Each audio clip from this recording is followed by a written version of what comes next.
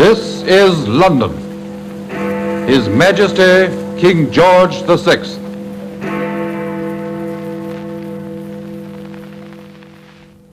Let us remember the men in all the services, and the women in all of the services who have laid down their lives. We have come to the end of our tribulation, and they are not with us at the moment of our rejoicing. I speak to you today at the same hour as my father did exactly 75 years ago. His message then was a salute to the men and women at home and abroad who had sacrificed so much in pursuit of what he rightly called a great deliverance.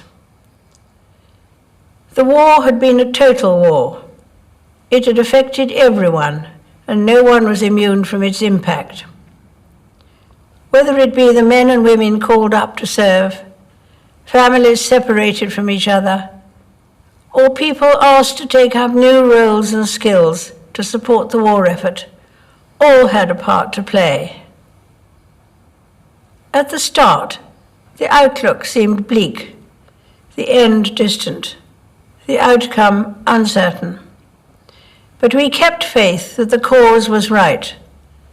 And this belief, as my father noted in his broadcast, carried us through. Never give up, never despair. That was the message of VE Day. I vividly remember the jubilant scenes my sister and I witnessed with our parents and Winston Churchill from the balcony of Buckingham Palace.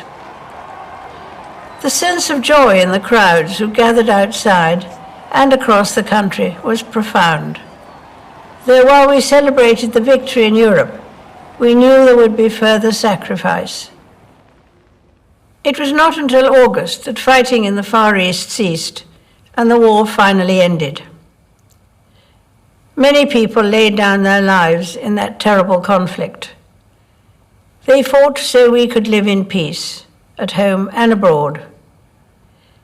They died so we could live as free people in a world of free nations. They risked all so our families and neighborhoods could be safe. We should and will remember them. As I now reflect on my father's words and the joyous celebrations which some of us experienced firsthand, I'm thankful for the strength and courage that the United Kingdom, the Commonwealth, and all our allies displayed.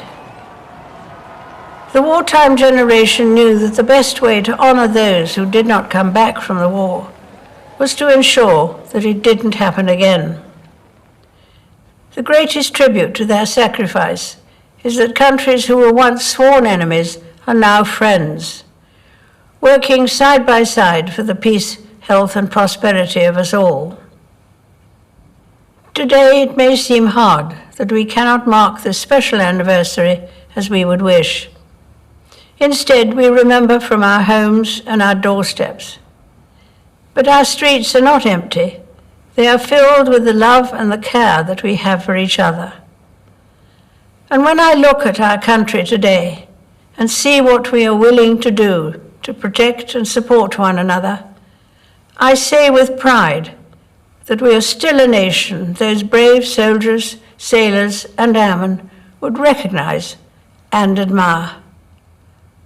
I send my warmest good wishes to you all.